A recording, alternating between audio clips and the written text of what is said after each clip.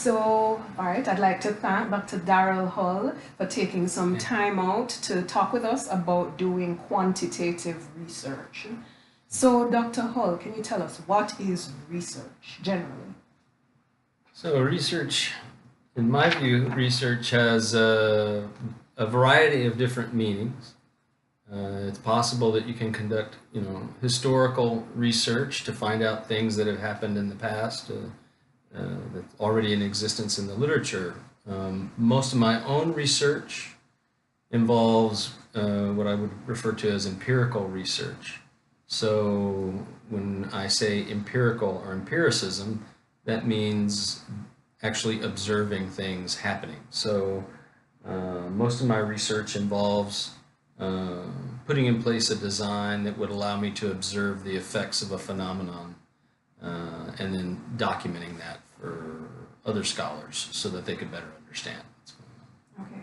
When you say putting in place a design, because one of the things that came to my mind was experimental design. Yeah. But I know it's more general than that. So can you tell me, what do you mean by a design?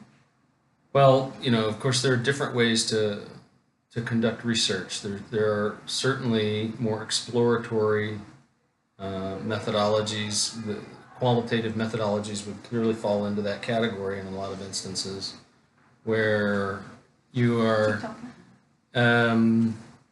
sort of, I guess the term would be inductive versus a deductive approach. And so in an inductive approach, you explore the variety of things that could potentially be involved in causing a phenomenon to occur. But for a quantitative approach, we typically think of that as more of a deductive approach. And in deductive designs, we know that if we're trying to estimate what kind of an effect a causal mechanism is having on some outcome, probably the best way to do that is with some kind of an experimental design so that you can isolate a variety of sources of random variables or other kinds of noise that might be causing that effect to be observed. Okay. Well, I'm glad how you put that there, because my next question was going to be, how do you choose a research problem? Well, most of the research problems that I select have been identified by policy initiatives.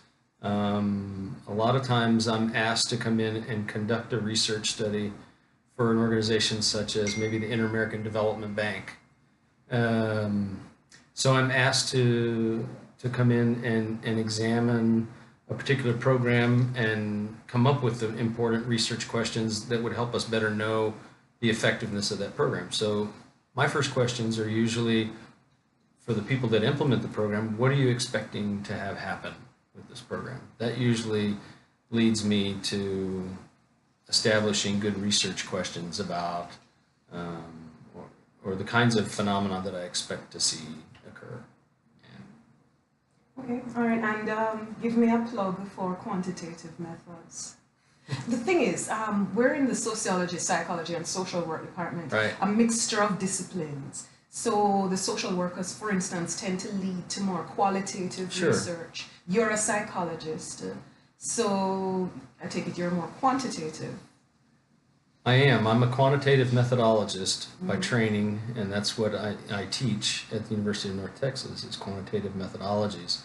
That doesn't mean that qualitative methodologies aren't important. Qualitative methodologies tell us a great deal about what kinds of things we should be investigating. We typically don't know what to investigate with a quantitative investigation if we haven't done some qualitative work up front. And frequently you go back and forth with quantitative and qualitative methods. Because qualitative methods are great for unearthing the variety of things that are occurring in the environment that you're studying.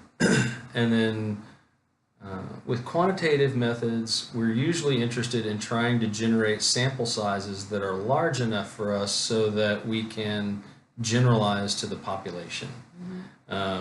So that's really the distinction, I think, with the quantitative methods, is that we're using a deductive approach to estimate the effects of what's happening with a smaller sample and being able to generalize that effect into the population of interest. And what limitations would you identify with using quantitative research methods? Oh my. There are a whole host of limitations that one encounters in the study. Shadish, Cook, and Campbell, some years ago, produced a very nice book on experimental and quasi-experimental designs and identified a variety of threats to the internal validity of studies. There are history effects, maturation effects, a variety of things that can lead to problems in concluding that the effect actually occurred, or that it had the effect that you believe that it did.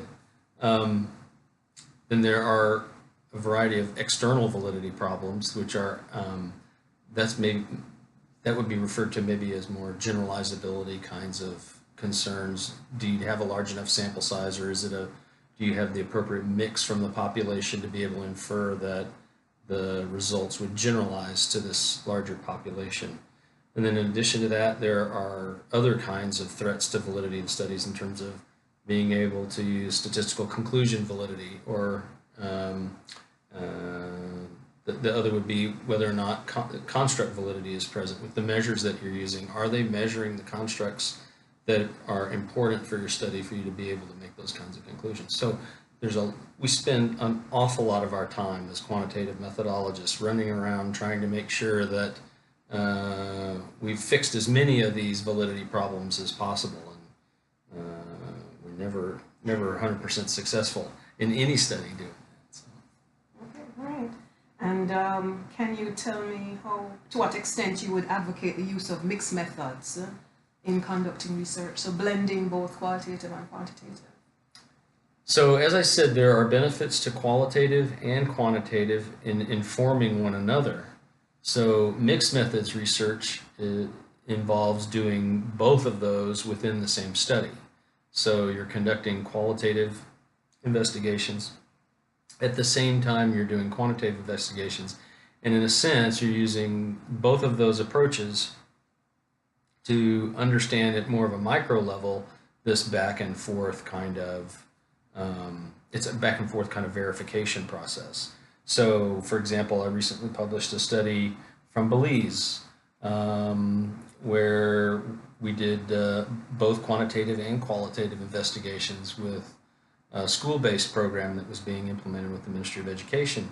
And we went in, we did a very large quantitative study with several thousand children in the study, but we also sat down with the teachers and asked them what they felt like was working and what was not working. And so we were able to do some inductive work with the teachers to find out which elements of the program were working better, so that helped inform the quantitative results. When we found an effect that was occurring within the student population, the teachers were able to tell us which pieces of it were working better than others in the curriculum that we were putting in place. Right, so thanks, Doc. Thank you so much. Yeah.